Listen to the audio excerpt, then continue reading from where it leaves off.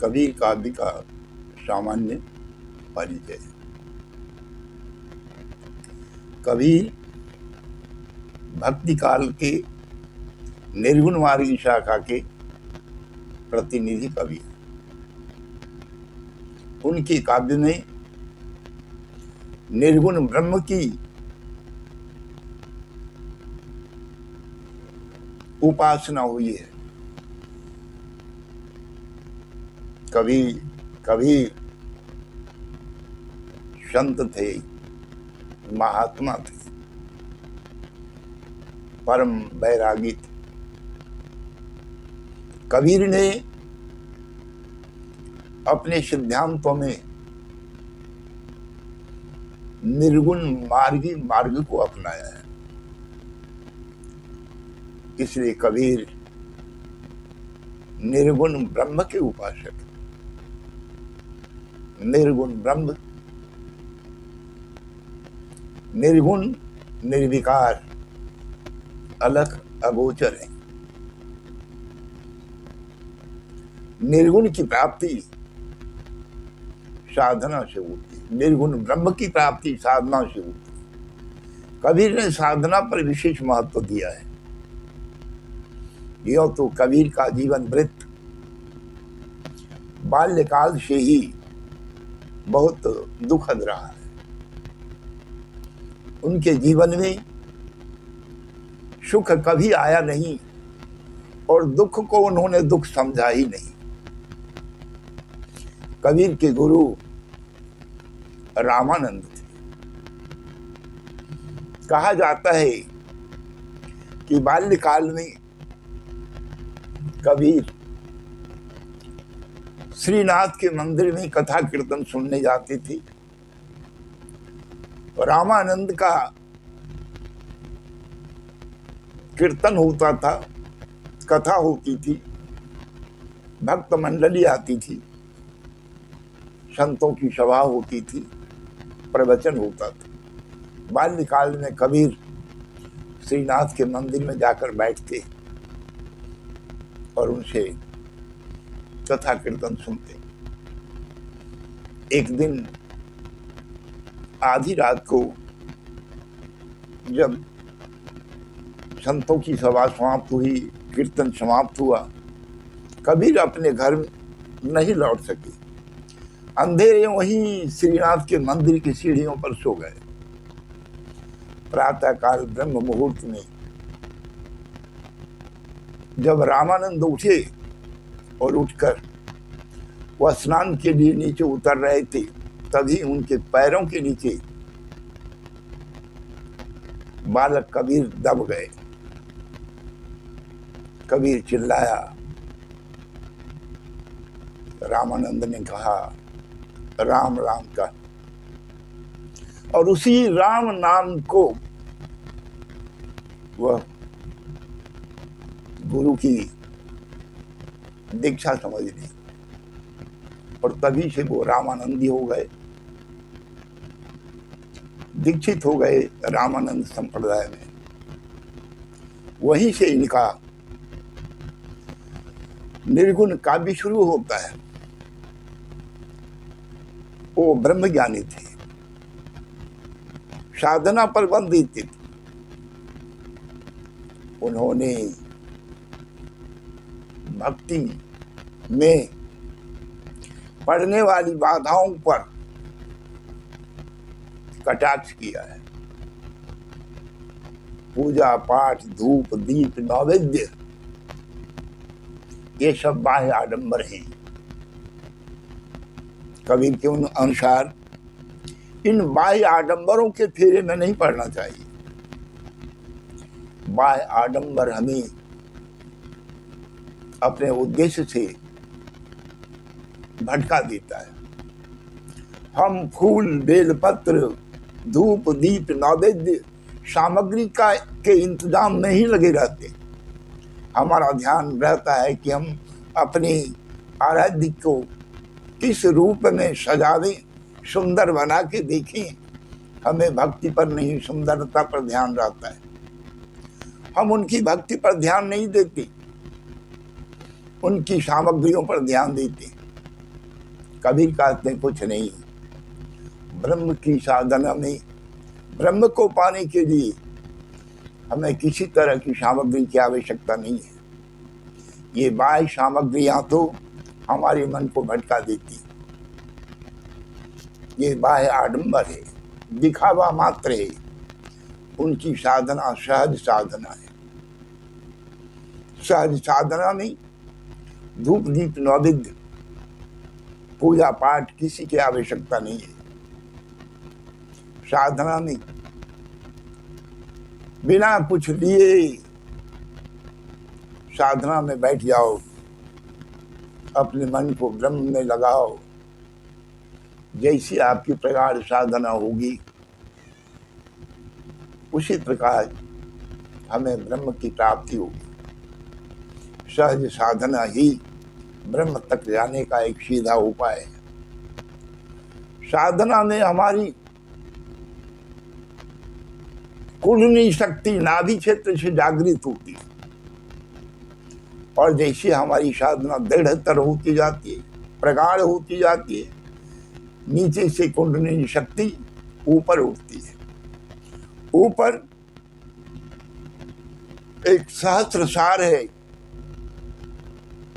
फिर सहस्त्रसार पार करने के बाद ब्रह्म रंध्र है, ब्रह्म रंध्र, वहां पर हमारी साधना पहुंचती है, हमारी कुंडलिनी शक्ति वहीं आती है।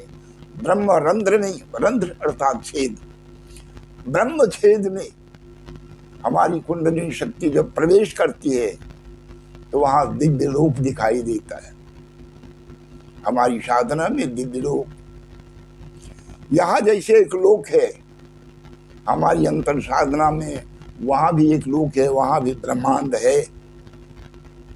जब कुंडलिनी शक्ति आगे बढ़ती है, देखती है दिव्य आकाश है, वहां गगन गरज बरसे अमीर, बादल गहिर गंभीर, चौदिश दम के दामिनी, भींजे दास कबीर। आकाश में बादल गरजते हैं, गड़गड़ाहट होती है,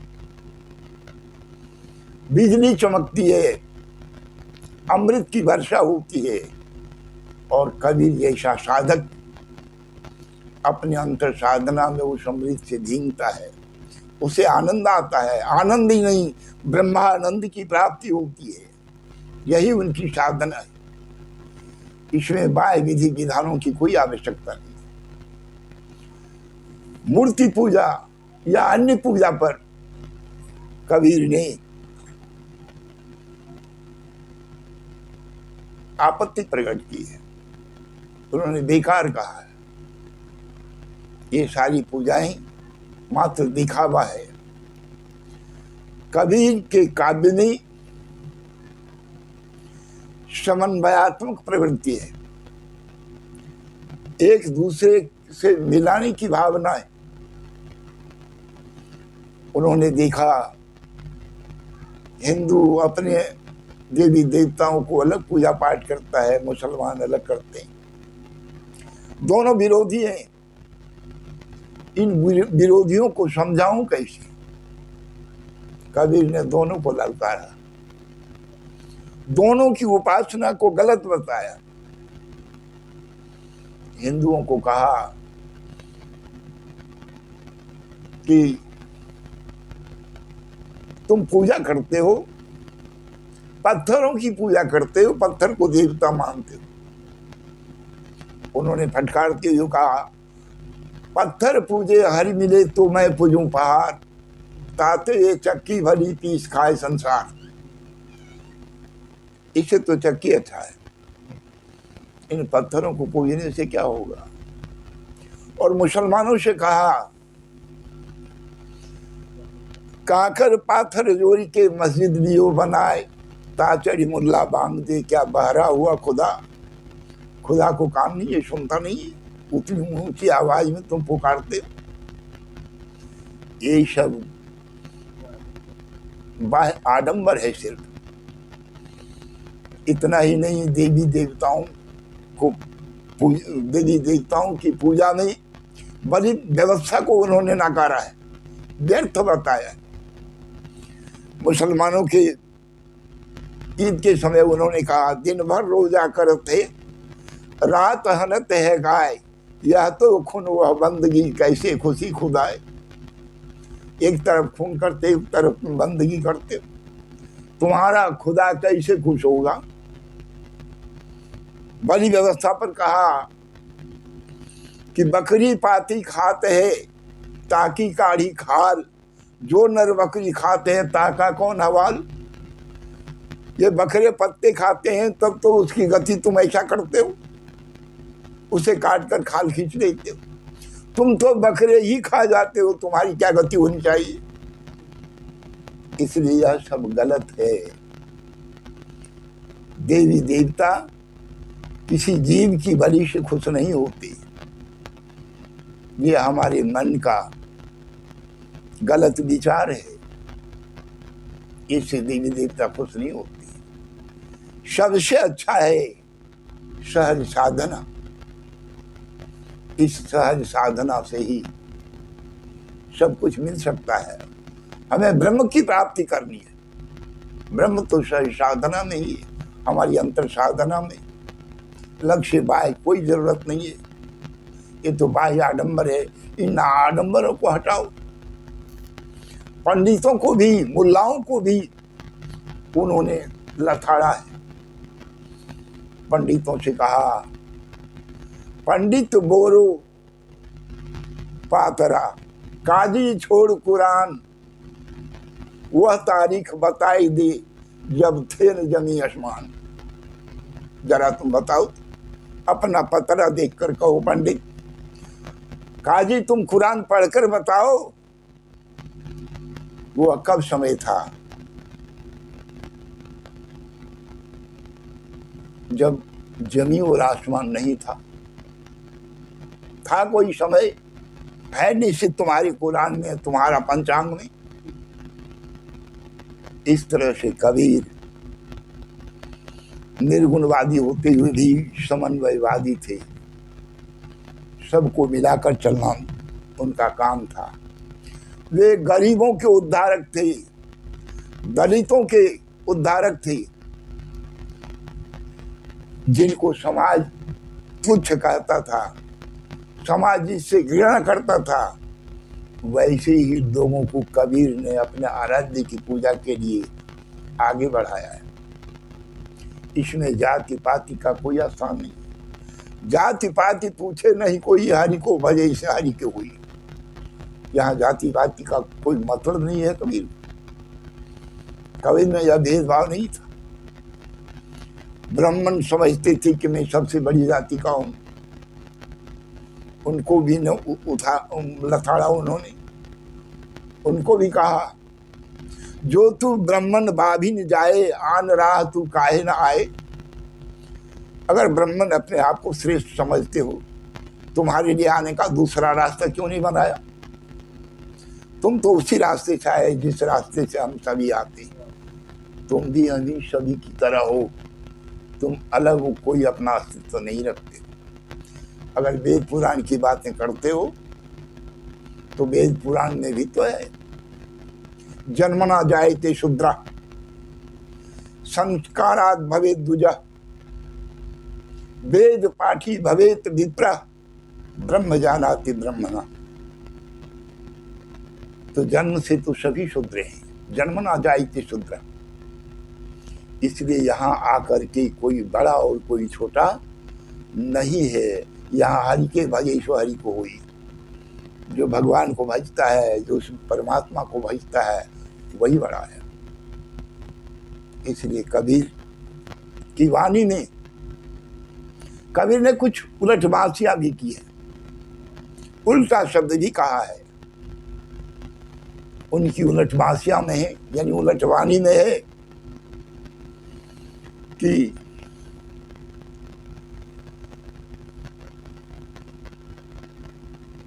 बरसी कंबल है ना। कबीर दास की उल्टी वाणी, बरसे कंबल भींजे पानी। विभिन्न विद्वानों ने इनका अलग अलग अर्थ लिया है। किसी ने कमल का अर्थ आंख कहा है, पानी का अर्थ हाथ कहा है, ये सारी बातें कुछ नहीं है। न कमल का अर्थ आंख है, न पानी का अर्थ यहाँ हाथ।